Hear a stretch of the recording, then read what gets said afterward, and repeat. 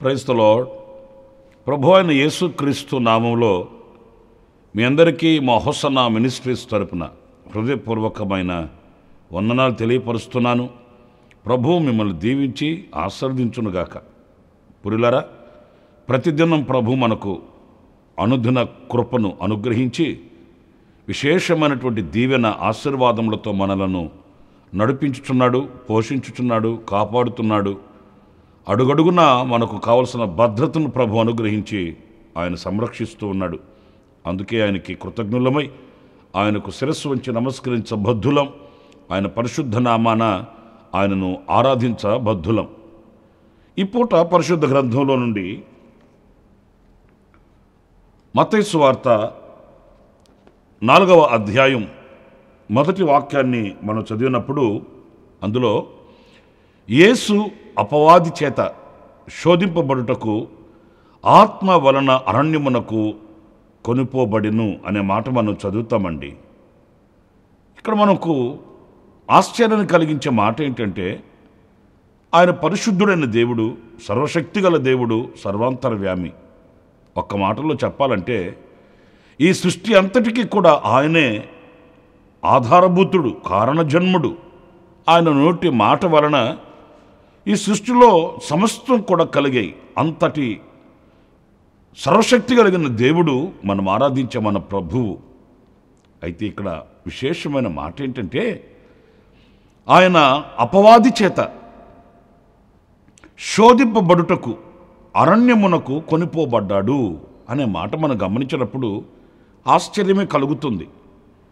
అపవాది ఆయనను కూడా శోధించుటకు అరణ్యమునకు కొనిపోబడ్డా అంటే సాతానికి అంత శక్తి ఉన్నదా అనే ప్రశ్న మనకి ఇక్కడ తలెత్తుతుంది. ఎందుకంటే యేసుక్రీస్తు ఆయన శరీరధారిగా ఈ లోకంలో ఉన్నాడండి. ఆయన పరాక్రమం కలిగిన, సర్వశక్తి కలిగిన దేవుడు. కానీ ఆయన తమ మహిమను విడిచి మానవుని స్వరూపము దాల్చి ఆయన దాసునిగా ఈ లోకానికి దిగివచ్చి మన రక్త మాంసములలో ఆయన పాలిభాగస్తుడై ఆయన ఒక నరునిగా ఉన్నాడు. అందుచేతనే సాతాను ఆయనను శోధించుటకు ఆయనను అరణ్యమునకు కొనిపోబడినప్పుడు, ప్రియమైన దేవుని బిడ్డలారా మీరు గమనించండి, ఆయన 40 దివారాత్రులు అరణ్యములో శోధింపబడ్డాడు అని పరిశుద్ధ గ్రంథంలో మనం చదువుతామండి. సాతాను చేత ఆయన కొనుపోబడ్డాడట. నాకు ఆ మాట ఆశ్చర్యం అనిపించింది. కొనుపోబడెను అనే మాట.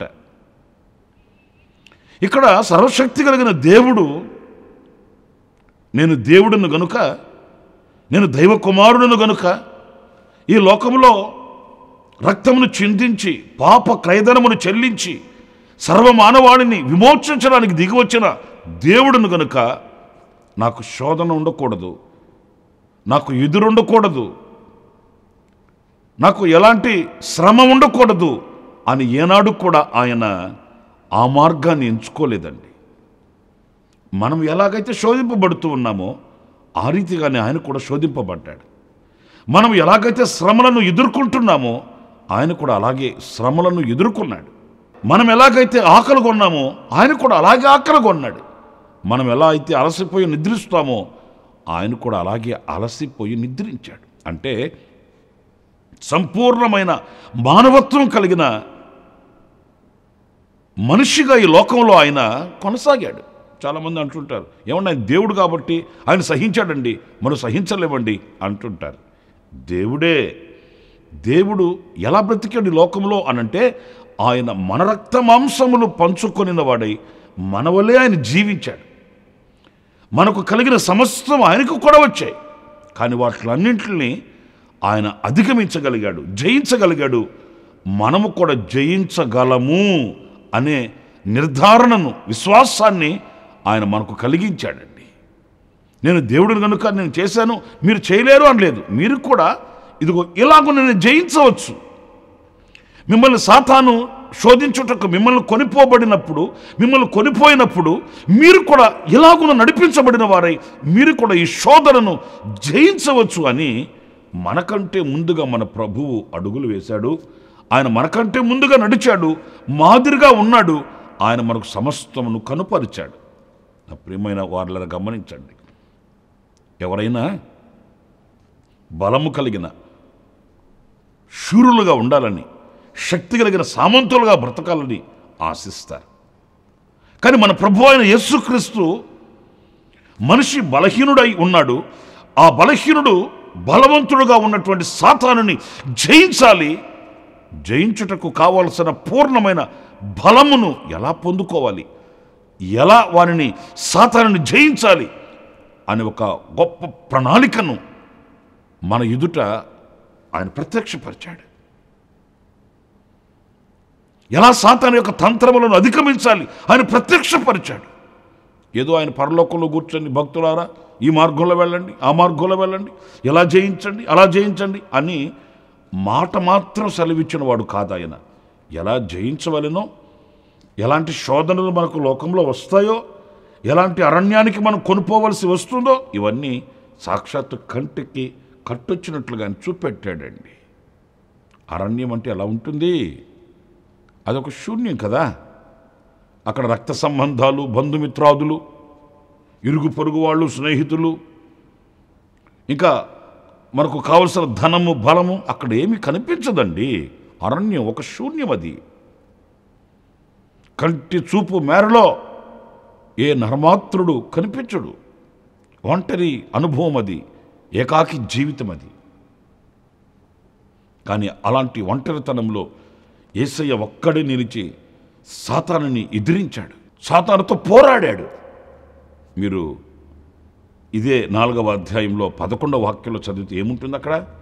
అంతటా అపవాది ఆయనను విడిచిపోగా ఇదిగో దేవదూతలు వచ్చి ఆయనకు పరిచర్య చేసిరి అనే మాట చదువుతామండి. ఆయన ఆ అరణ్యానికి కొనుపోబడిన వాడై అక్కడ సాతానుని జయించాడు, సాతాను తంత్రములను జయించాడు, వాడి ఆలోచనలు జయించాడు. ఆ పిదప దేవదూతలు వచ్చి ఆయనకు పరిచర్య చేశాయట. నిజమే, ఈరోజున మన వ్యక్తిగత అనుభవాలలో కూడా ప్రియులరా ఒక మాట, అదేంటంటే మనం అరణ్యమునకు కొనిపోబడిన అనుభవాలలో ఒక విజయవంతమైన బ్రతుకుని మనం సంపాదించాలి, సాధించాలి. ఆనాడు దేవదూతల పరిచర్య మనకు కలిగినట్లుగానే ఒక గొప్ప ఘనత మనకు కలుగుతుంది, మెప్పు మనకు కలుగుతుంది. యేసుక్రీస్తు బాప్తిస్మం పొంది ఆయన ఒడ్డుకు రాగానే ఆయన ప్రార్థించుచుండగా వాక్యంలో రాయబడిన మాట అండి, పరలోకములో నుంచి ఒక స్వరం, ఇదిగో ఇతడే నా ప్రియ కుమారుడు, ఇతని యందు నేను ఆనందించుచున్నాను అనే ఒక స్వరం పావురము వలె దేవుని ఆత్మ ఆయన మీదకు వచ్చి వ్రాలెను అని పరిశుద్ధ గ్రంథంలో మనం చదువుతామండి. ఈ పరిశుద్ధాత్మ అనుభవంలో కలిగిన ప్రభువు, పరిశుద్ధాత్మ చేత నింపబడిన ప్రభువు ఆయన అరణ్యమునకు కొనిపోయి ఆయన ఆ శక్తి చేత, ఆ పరిశుద్ధాత్మ బలము చేత సాతానుని ఎదిరించాడు, జయాన్ని పొందుకున్నాడు, దైవ కుమారునిగా రుజువుపరుచుకున్నాడు. ఆ మార్గాన్ని మన కొరకు ఆయన సిద్ధపరిచి వెళ్ళాడు. కనుక ఈ అరణ్య పోరాటాలలో, ఈ అరణ్య మార్గంలో దిక్కు దశ తెలియని పరిస్థితుల్లో ఒకవేళ మనం ఎదుట నిలిచినప్పటికీ కూడా అవి మనం జయించడానికి కానీ ఓడిపోవడానికి కాదు, అలసిపోవడానికి కాదు అనే విషయాన్ని మనం గుర్తించాలండి. తుది శ్వాస వరకు మనం పోరాడాలండి.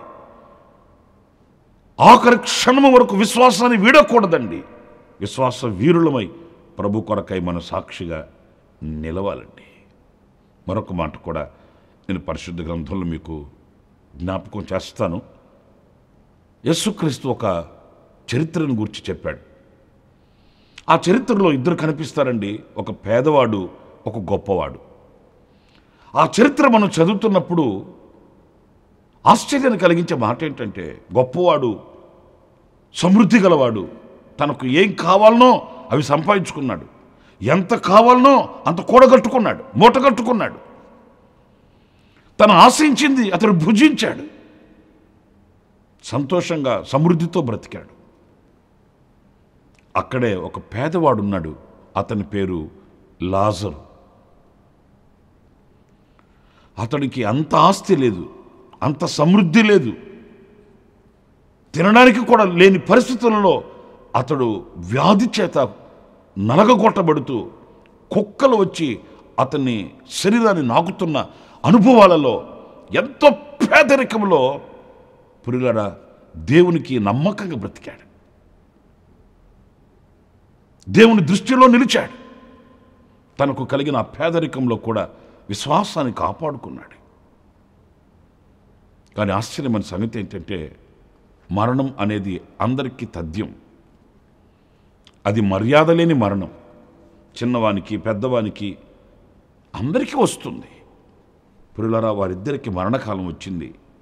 కానీ ఆశ్చర్యమైన సంగతి ఏంటంటే, చూడండి, లూకా సువార్త 16వ అధ్యాయం 22వ వాక్యంలో మనం గమనించినప్పుడు, ఆ దరిద్రుడు చనిపోయి దేవదూతల చేత అబ్రహాము రొమ్మున కొనిపోబడెను. అబ్రహాము రొమ్మున కొనిపోబడెను.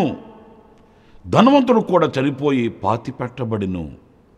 చరిత్రలోకి మనం వెళితే ధనవంతుడేమో యాతనపరచబడే స్థలానికి వెళ్ళాడు. లాజరు అబ్రహాము రొమ్మున ఆనుకొని ఆయనతో విశ్రాంతిగా ఉన్నాడట. ఈ చరిత్రలో మనం నేర్చుకోవలసింది ఏంటి అంటే, ఈ లోకంలో ఉన్న ఐశ్వర్యం పరలోకానికి రాదండి. ఈ లోకంలో ఉన్న ఆధిక్యతలు, ఆధిపత్యాలు, పదవులు పరలోకానికి రావండి. ఈ లోకంలో మనం అధికారము కలిగిన వారమై, ఆధిపత్యము కలిగిన వారమై ఈ స్థితినే పరలోకములో కలిగి ఉంటాము అని మనం భ్రమపడకూడదండి. ఇహలోకమందు ధనవంతులైన వాళ్ళు దేవుని రాజ్యంలోనికి ప్రవేశించలేకపోవచ్చు. కానీ ఇహలోకమందు దరిద్రులైన వారు, ఆ మాట చూడండి, వాక్యంలో అదే వ్రాయబడి ఉందండి. ఆ దరిద్రుడు చనిపోయి, ఈ లోకం సంబంధంగా ఈ లోకంలో అతడు దరిద్రుడే, కానీ పరలోకమందు అతడు ధనవంతుని కంటే శ్రేష్టమైన వాడండి, గొప్పవాడండి. ఈ పాఠం, ఈ వాక్యంలో మనం నేర్చుకోవాల్సిన పాఠం అదే. మనము దేవదూతల చేత కొనిపోబడాలి. ఐశ్వర్యం చేత ఈ లోకంలో మనం బ్రతకవచ్చు. ఎన్నో ఆస్తులు, అంతస్తులు, భోగభాగ్యాలు మనం సంపాదించుకోవచ్చు. ఇవి మనల్ని పరలోక రాజ్యానికి కొనిపోలేవండి. మనుష్య మాతృలైతే ఈ లోకంలో మన హంగులు రంగులు చూస్తారు, కులగోత్రాలు చూస్తారు, ఆధిక్యతలు, ఆధిపత్యాలు చూస్తారు. కానీ పరలోకమందున్న దేవుడు అవి ఏవి చూడడు. మన నమ్మకత్వాన్ని చూస్తాడు, మన విశ్వాసాన్ని చూస్తాడు, మన నిరీక్షణను చూస్తాడు, మనలో ఉన్న పవిత్రతను చూస్తాడు. ఒళ్ళు గుల్లైపోయి శరీరం క్షీణించిపోతున్నా కూడా అతడు క్రీస్తు సరళతలోంచి, దైవ సరళతలోంచి తొలగినవాడు కాదు. విశ్వాసాన్ని కాపాడుకున్నాడు. అతనిలో ఉన్న విశ్వాసము, నిరీక్షణ, ప్రేమ, పరిశుద్ధత ఇవన్నీ కూడా అవి ఘనమైనవి, శ్రేష్టమైనవి, ఈ లోకంలో ఉన్నతమైనవి గనుక దేవదూతలు వచ్చి అతనిని కొనిపోయారట. నిజమే. ఈరోజు మనము ఆ దర్శనం లేకపోతే, ఆ దూరదృష్టి మనకు లేకపోతే ఈ లోక సంబంధంగా మనం కూర్చుకుంటామే కానీ పరలోకమందున్న వాటిని మనం కూర్చుకోలేమండి. ఈరోజు మనిషి పోకడ ఎలా ఉందంటే, ఈ లోకంలో ఉన్న వాటి మీదనే దృష్టి కలిగి అవి సంపాదించాలి, ఇవి సంపాదించాలి, అంత కావాలి, ఇంత కావాలి, ఓ రాత్రి భవళ్ళు రెక్కల మొక్కలు చేసి వాటి కొరకు ప్రయాసపడుతున్నాడు. కానీ ఒక రోజున ఈ లోకాన్ని నేను విడవాలి. ఈ లోకాన్ని విడిచిన తర్వాత నన్ను ఎవరు కొనిపోతారు? పరిశుద్ధ గ్రంథంలో ఒక వ్యక్తి ఉన్నాడండి. ఆయన చాలా సంపాదించుకున్నాడట, కొట్లన్నీ నింపుకున్నాడట. ఆఖరికి తన ప్రాణంతో తను ఏం చెప్పుకున్నాడు? నా ప్రాణమా, తిను, తాగు, సుఖించు, తరతరాలకి కావాల్సింది నేను నీ కొరకు సమకూర్చి పెట్టానని తన ప్రాణంతో చెప్పుకుంటే, ప్రభు చక్కటి మాట, వెర్రివాడా. వెర్రివాడా అంటే మన పరిభాషలో పిచ్చివాడా, ఈ రాత్రి నీ ప్రాణాన్ని వారు కోరుకొనుచున్నారు. ఎవరు వాళ్ళు? అతనిని కొనిపోయేవాళ్ళు. ఎవరు వాళ్ళు? దేవదూతలు కొనిపోతే పరలోక రాజ్యానికి చేరతాడు కదా అతను. పరలోక రాజ్యానికి దేవదూతలు కొనిపోతారు. మరి తన ప్రాణాన్ని సుఖపెట్టుకొని ఈ లోకం మట్టుకే ధనవంతునిగా కొనసాగాలనుకున్న ఆ వ్యక్తిని దేవదూతలు కాదండి, మరి వారి సైన్యం వేరు కదండి, వాళ్ళు వచ్చి అతనిని కొనిపోయారట. అతడు అగ్నిలో వేయబడ్డాడు, యాతనపరచపెట్టబడ్డాడు. అది బహుఘోరమైన పరిస్థితి అండి. గనుక నా ప్రియమైన సహోదరులారా, ఈ వాక్యంలో మనం గమనిస్తున్నాము, లాజరు పేదవాడే, కానీ ఆ పేదవాడిని దేవదూతలు కొనిపోయారు అన్నప్పుడు ఈ రోజున మన బ్రతుకుల్లో మనం ఏదో కోల్పోయాము అని అనుకోకూడదు. నేను ఎంతో సంపాదించుకోలేకపోయాను అని అనుకోకూడదు. ఉన్నదానితో ప్రభు ఏ స్థితిలో మనం ఉంచితే ఆ స్థితిలో విశ్వాసాన్ని కాపాడుకొని, దైవ ప్రేమను కాపాడుకొని, నిరీక్షణ కలిగిన వారమై, పవిత్రత కలిగిన వారమై ప్రభు కొరకు వేచి చూడాలి. ఆయన రాజ్యంలోనికి దేవదూతల చేత మనం కొనిపోబడినట్లుగా మన విశ్వాస జీవితాన్ని మనం మలచుకొనవలసిన అవసరం ఎంతైనా ఉంది. ఇది మన జీవితానికి క్షేమకరమైనది, ఆశీర్వాదకరమైనది, ఎంతో గొప్పది అనేది మనం గుర్తించి గ్రహించి ఆ దిశగా మనం నడిపించబడాలి. ఇంకొక మాట కూడా నేను మీకు జ్ఞాపకం చేస్తాను. అదేంటంటే, ఒకసారి దైవజనుడైన ఫిలిప్ని దేవుడు దర్శించి అతనితో చెప్పాడు, నీవు పరిగెత్తుకొని వెళ్ళి రథంలో ఒక వ్యక్తి వెళ్తున్నాడు, అతనిని కలుసుకొనమని. చూడండి, అతడేమో రథంలో వెళుతున్నాడు, రథములో వెళుతున్న వ్యక్తిని ఈ దైవజనుడు పరిగెత్తుకొని వెళ్ళి అతన్ని కలుసుకోవాలట. పిల్లల ఫిలిప్ అలాగే పరిగెత్తుకుంటూ వెళ్ళి ఆ రథంలో వెళుతున్న అతనిని కలవడం. అతడు యెషయా గ్రంథాన్ని చదువుతున్నప్పుడు ఈ ఫిలిప్ దైవజనుడు వెళ్ళి అతనిని దర్శించి అతను చదువుతున్నది అతనికి గ్రహింపు చేసి ఆ వాక్యం యొక్క ఆంతర్యాన్ని అతనికి తెలియపరిచినప్పుడు అతనిలో ఒక పశ్చాత్తాపం కలిగింది, పరివర్తన కలిగింది. వెంటనే ఆ కందకి మంత్రి అన్నాడు, అయ్యా, నీళ్లు సమృద్ధిగా ఉన్నాయి, నా హృదయాన్ని నేను మార్చుకున్నాను, పశ్చాత్తాప్తుడనయ్యాను, లేఖనముల యొక్క గ్రహింపు నాకు కలిగింది. దైవజనుడు నీవు కూడా సిద్ధంగా ఉన్నావు, ఇక ఆలస్యం ఏంటి, నాకు వెంటనే బాప్తిస్మం ఇవ్వమని ఆయన కోరుకున్నాడండి. మనం గనకైతే ఎన్ని ఆటంకాలు చెప్పేవాళ్ళము, ఎందుకంటే మనకు ఇంకా చాలా కార్యక్రమాలు ఉంటాయి కదండి. కానీ ఆ మంత్రి అలా కాదు, ఇది శుభ సమయం అనుకున్నాడు, ఇది ప్రభు నాకు ఇచ్చిన ఈ తరుణం అనుకున్నాడు. ఈ తరుణాన్ని పోగొట్టుకుంటే నేను చాలా పోగొట్టుకున్న వాడని అవుతాను అనుకున్నాడు. వెంటనే ఆయన శిరస్సు వంచి నాకు బాప్తిస్మం ఇమ్మన్నప్పుడు అక్కడ నీళ్లు ఉన్నాయండి. వారిద్దరూ ఆ రథాన్ని దిగి నీళ్లలోకి దిగి దైవజనుడు ఫిలిప్పు మరి ఆ మంత్రి గారికి బాప్తిస్మం ఇచ్చాడంటండి. ఆ తర్వాత ఏం జరిగింది చూడండి. అపోస్తలుల కార్యాల గ్రంథం 8వ అధ్యాయం 39వ వాక్యంలో మనం గమనించినప్పుడు, వారు నీళ్లలో నుండి వెడలి వచ్చినప్పుడు ప్రభు ఆత్మ ఫిలిప్పును కొనిపోయెను. నపుంసకుడు సంతోషించుచు తన త్రోవను వెళ్ళెను, అతడు ఫిలిప్పును మరి ఎన్నడూ చూడలేదు. ఇక్కడ చూడండి, ఆ దైవజనుడి ఫిలిప్పును దేవుని ఆత్మ కొనిపోయిందట. ఎందుకంటే ఆ ఫిలిప్పు దేవుని చిత్తాన్ని చేసినవాడు, దేవుని ఆజ్ఞను నెరవేర్చినవాడు. ఆ రథంలో వెళుతున్న అతనిని పరిగెత్తుకుని వెళ్ళి కలువమన్నప్పుడు అలా పరిగెత్తుకుంటూ వెళ్ళి ప్రయాసపడి దేవుడు ఇలా చెప్పాడు అని అలాగుననే శిరస్సు వంచి ఆ కార్యం కొరకై వెళ్ళాడు. అక్కడ దైవ కార్యానికి ఒక సాధనంగా వాడబడ్డాడు, దేవుని చిత్తానికి ఒక పాత్రగా వాడబడ్డాడు, దేవుని నీతిని అక్కడ నెరవేర్చగలిగాడు, దేవుని కొరకై ఒక ఆత్మను సంపాదించగలిగాడండి. నా ప్రియమైన దేవుని బిడ్డలారా, ఆ తర్వాత దేవుని ఆత్మ ఫిలిప్పును కొనిపోయాను. మనం ఎప్పుడైతే ఆ దైవ ప్రణాళికకు శిరస్సు వంచి దేవుని ఆజ్ఞకు తల వంచి విధేయమై మనము ఆయన నడిపింపులో నడవగలుగుతామో ప్రియులారా, మనం దేవుని ఆత్మచేత కొనిపోబడే వ్యక్తులుగా మనం ఉండగలుగుతామండి. మనకున్న పెద్ద మంచి అలవాటు ఏంటంటే, దేవుడు వద్దు అంటే మనం కావాలి అంటాం, ప్రభు కావాలి అంటే మనం వద్దు అంటాం, ప్రభు వెళ్ళమంటే మనం ఉండిపోతాం, ప్రభు ఉండమంటే మనం వెళ్ళిపోతాం. అన్నీ కూడా మనకు వ్యతిరేకమే. దానికి ఎన్నో కారణాలు మనం చెప్తాం. అందుకే ఈ రోజున ఆ దైవ ఆత్మ పూర్ణమై ఆ దేవుని ఆత్మ చేత మనం నడిపించబడలేని వ్యక్తులుగా మారిపోతున్నామండి.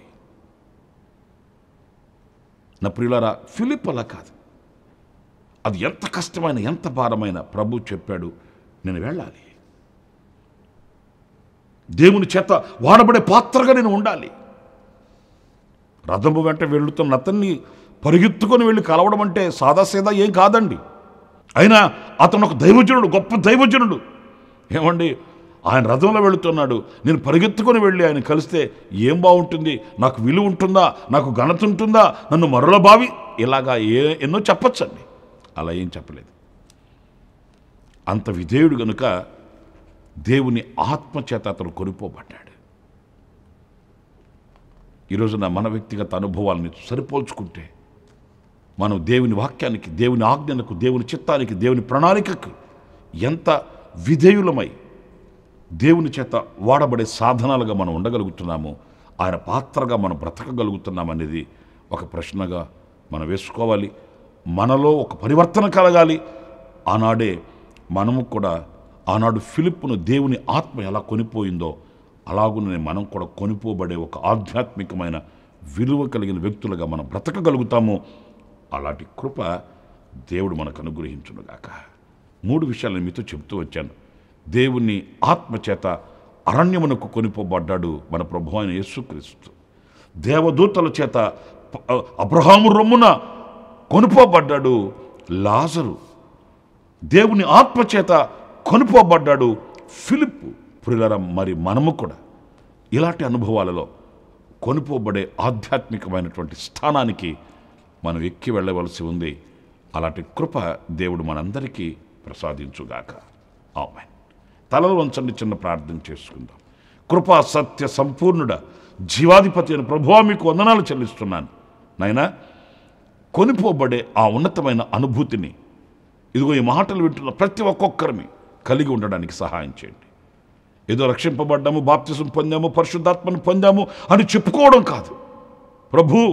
ఆనాడు మీరు అరణ్యమునకు కొనిపోబడిన వారై సాతాను ఆలోచనలు జయించినట్లుగా లాజరు విశ్వాసాన్ని కాపాడుకొని అబ్రహాము రొమ్మును కొనిపోబడిన వాడై విశ్రాంతి పొందినట్లుగా ఫిలిప్పు కథ కొనిపోబడి దైవ కార్యములను రుచి చూచిన వాడై ఆత్మచేత కొనిపోబడినట్లుగా మా వ్యక్తిగత బ్రతుకులలో అలాంటి అనుభూతిని మేము అన్వయించుకొని బ్రతకడానికి సహాయం చేయమని మమ్మల్ని మీ చేతులు సమర్పించుకుంటూ యేసు ప్రశస్త నామములో ప్రార్థన చేసి వేడుకొనుచున్నాము తండ్రి. ఆమేన్, ఆమేన్, ఆమేన్. ప్రభు మిమ్మల్ని దీవించి ఆశీర్వదించునుగాక. విశేషమైన కృప నా దేవుడు ఈ దినమంతా మీకు ప్రసాదించునుగాక. ఆమేన్. ప్రతి దినము ఈ అనుదిన కృపాను సందేశాల కొరకు, ఇంకా మరిన్ని ఆత్మ సంబంధమైన సందేశాల కొరకు ఈ మా యూట్యూబ్ ఛానల్ ని సబ్స్క్రైబ్ చేసుకోండి. Pastor Ramesh, ministries.